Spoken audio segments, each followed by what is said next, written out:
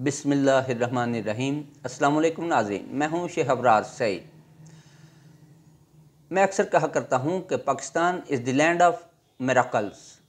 जी नाज़रीन, audio leaks के सिलसिले ने जो ज़लज़ला हुकूमती ईवानों में बर्पा कर रखा है वो रुकने का नाम ही नहीं ले रहा। ताज़ा तरीन ऑडियो में मोहतरमा मरजम नवाज़ साहिबा और वज़ीर-ए-आज़म पाकिस्तान जनाब शहबाज शरीफ साहब के अदलिया के बारे में अज़ाइम और साज़िशी थ्योरी मंजर आम पर आई है। इस ऑडियो में मुबैना तौर पर मोहतरमा मरजम नवाज़ साहिबा अपने चचा वज़ीर-ए-आज़म पाकिस्तान जनाब शहबाज शरीफ साहब को बता रही हैं कि गुज़िश्ता एक माह की मेरी इंतहाई तगोदो के बाद इसहाक डार साहब को वतन वापसी की राह हमवार होनी शुरू हुई है। अब इसमें एक आखिरी पत्थर जज साहब हैं। इसके जवाब में जनाब शहबाज शरीफ साहब फरमाते हैं तो जज साहब के मुतल्लक कोई रिपोर्ट बनवा दी जाए। जवाब में मरजम साहबा कहती हैं कि रिपोर्ट नहीं बनवानी बल्कि जज साहब को राज़ी करके डार साहब को वतन वापस लाना ज़रूरी है। दोबारा शहबाज शरीफ साहब कहते हैं तो फिर सुलह कर ली जाए। मैं इस सारी डिस्कशन को अपने पैराए में आपकी खिदमत में पेश करना चाहता हूँ।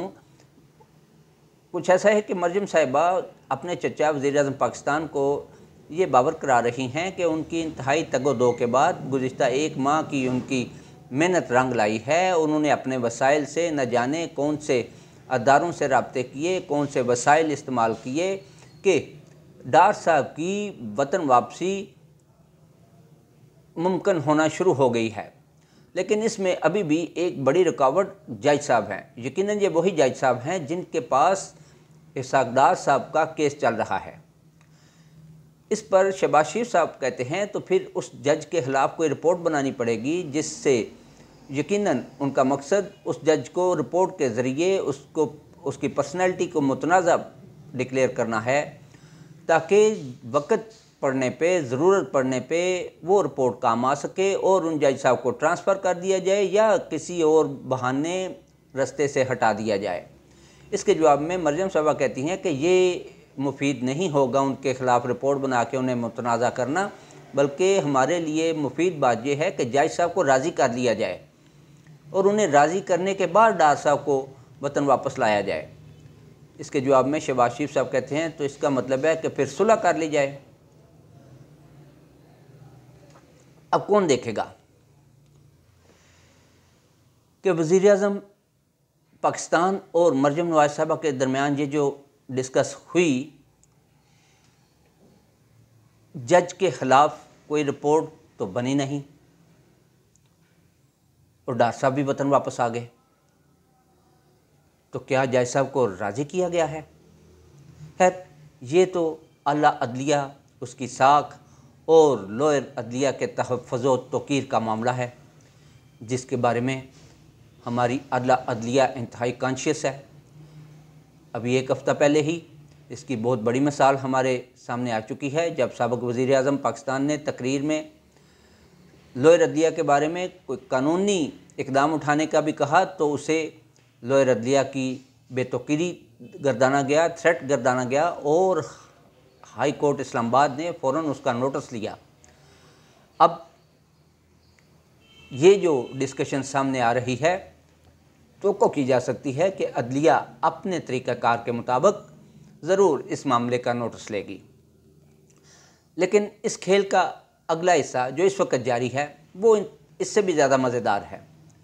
वो ये कि नैब कोर्ट के जज साहब, जी हाँ वही जज साहब जिनके बारे में चचा भतीजी में गुफ्तगू हो रही थी, उन्होंने इसहाक डार साहब के दायमी वारंट गिरफ़्तारी कैंसिल किए और उन्हें ये मौका दिया कि आप पाकिस्तान आएँ और पहली फ़ुर्सत में अदालत में हाज़िर होकर सरेंडर करें ताकि अदालत ये जायज़ा ले सके कि आप 5 साल आपकी मफरूरी और इश्तिहारीपन जो है वो आपकी बदनीयती पे मबनी था या आपकी बीमारी और उससे मुतल्लक डॉक्यूमेंट्स जस्टिफाई करते हैं कि आप ठीक कह रहे थे और आप मजबूरी के आलम में बैरून मुल्क मुकीम रहे।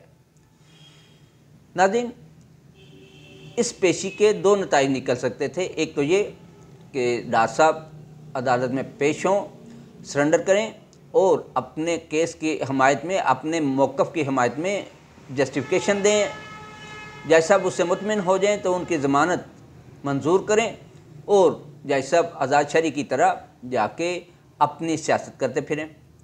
दूसरी सूरत में अगर जज साहब उनके सरेंडर करने के बाद उनकी जस्टिफिकेशन को कबूल नहीं करते, वो मुतमिन नहीं होते, तो फौरी तौर पे इसहाक डार साहब की ज़मानत कैंसिल हो जाए और उन्हें गिरफ़्तार कर लिया जाए। लेकिन ये दोनों काम ही नहीं हुए। हुआ ये कि कल इसहाक डार साहब अदालत में पेश हुए, उनके इस्तकबाल किए। वहाँ पे वफाकी वज़ीर दाखिला जनाब राना सनाउल्लाह साहब पहले से मौजूद थे और जज साहब छुट्टी पे थे।